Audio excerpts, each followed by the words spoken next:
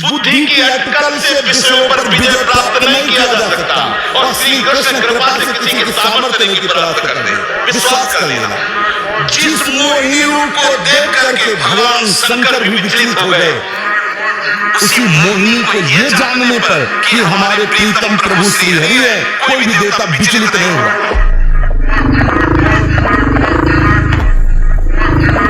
हमारा शास्त्र आज्ञा करता है शरीर स्वस्थ रखना भगवत मार्ग में आवश्यक है, इसलिए प्राणों का व्यायाम जरूरी है। बिल्कुल सरल प्राणायाम, आप जैसे बैठे हो आराम से बैठ जाओ, वायु पूरे खींचते चले जा रहे अंदर ही बहुत जोर का प्राणायाम हो जाएगा, भजन भी हो जाएगा। बाह्य और आंतरिक कुंभ आराम से बैठे बैठे और 5-7 बार ऐसे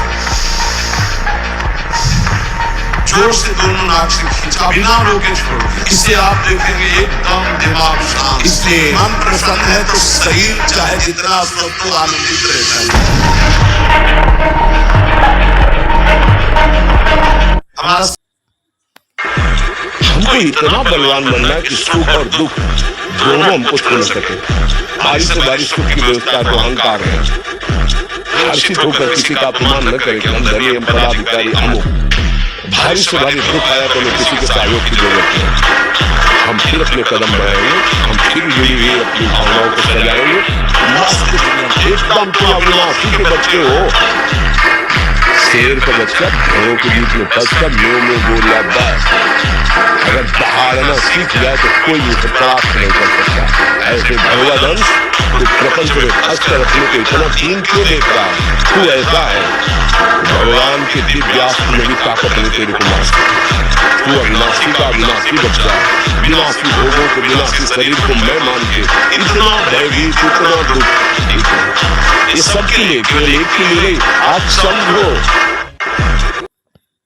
जो इस शरीर में फंस गया अपने या पराए मारा गया, इसमें है क्या? तो चमड़ी का सारा खेल है। चमड़ी जितनी चिकनी दिखाई दे रही उतनी फंसना है नहीं है क्या? मलमूत्र के थैले, नस नाड़ियों का जाल बिछा हुआ, हड्डियों के ढांचे में मांस से थोपा हुआ, त्वचा ऊपर से इतनी सुंदर लगा दी कि आकर्षण पैदा हो। ब्रह्मादिकों के लिए भी अजय ये काम भाव इसी शरीर भाव से प्रकट होता है। ये सम्मोह जाल में फंसा कर पूरा जीवन नष्ट कर देता है। इसलिए शरीर राग मिटाना ही साधना।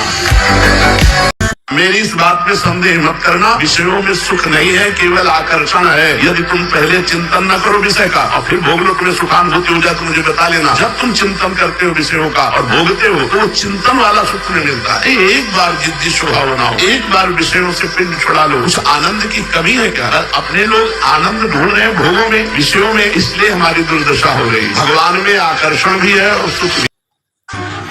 देखो आपकी सोच अच्छी है, आप थोड़ा कम पैसे वाले भी है ना, गरीब भी है, मस्त है। सोच सही नहीं है तो चाहे आपके पास अरबों रुपया हो, आपका जीवन नरक जैसा रहेगा, क्योंकि आपकी सोच अशांति, कलह, नाना प्रकार की वासनाओं में खेल में फंसाकर आपको नष्ट कर देगी। तो एक होता है, परमहंस जी ने बताया कि एक होता है कि आप सो रहे हैं, आपको बिल्कुल पता नहीं, बिल्कुल कोई काम का संकल्प नहीं, कोई क्रिया नहीं, आप जगे, आपको ऐसा लगा कि ये पाप हो गया, वो दोष नहीं है। जैसे अरहर की दाल जब उबाली जाती थी गाँव में तो ऊपर उसका तेल निकलता है, ऐसे ही ये शरीर का विकार निकला ना कि ब्रह्मचर्य नष्ट करने वाला गिरी। यदि आपने कहीं हस्तमैथुन नहीं किया, कहीं किसी भी तरह से जनेंद्रिय का घर्षण करके वीर्यपात नहीं किया, तो आपकी वो संतानोत्पत्ति की क्षमता वाला जो वास्तविक वीर है वो स्वाभाविक निकल ही नहीं सकता। यदि आपने मार्ग दे दिया है फिर उसके निकलने का मार्ग हो जाए। बहुत ध्यान पूर्वक सुनने लायक। उपासक को उसमें परेशान नहीं होना, आपको बिल्कुल पता नहीं चला, कोई चेष्टा नहीं हुई, किसी भी तरह की हरकत नहीं हुई, आप जगह आपको लगा कि वो हमारे वस्त्र गंदे हुए, तो वो आप ब्रह्मचारी ही है, आपके ब्रह्मचार्य का नाश नहीं हुआ, वो जीवनी शक्ति नहीं निकली। और आप हस्तमैथुन या अन्य क्रियाओं द्वारा वीर्यपात करते रहे और आज आपने रोक दिया, आज से नहीं करूंगा, तो बंद नहीं हो जाएगा, वो चलेगा। अगर आप ठीक नियम से चलेंगे तो 6 महीना लगेंगे आपको उसको कवर करने में, 6 महीना लगेंगे। और अगर आपने प्रमाद स्थिति की वो तो निकल ही जाता है, फिर हमको करने से क्यों मना किया जाता है? तो आप देख लेना कुछ समय बाद आपकी हालत बहुत गंभीर हो जाएगी, जो आप बता भी नहीं पाएंगे किसी से। महाराज जी, मुझे आज से ठीक 2 साल पहले आज ही के दिन भगवान के आगे पूर्ण समर्पण हेतु गलती से भगवत प्राप्ति हो गई। भगवान के आगे समर्पित किया तो गलती से भगवत साक्षात्कार या प्राप्ति आप लोगों के समझने में हो गई।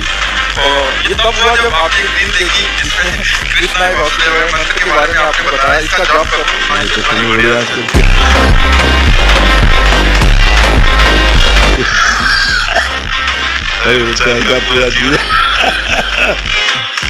चलो भाई, तुम्हारा भगवान कृपा में कभी भी किसी के सामने आ सकते हो।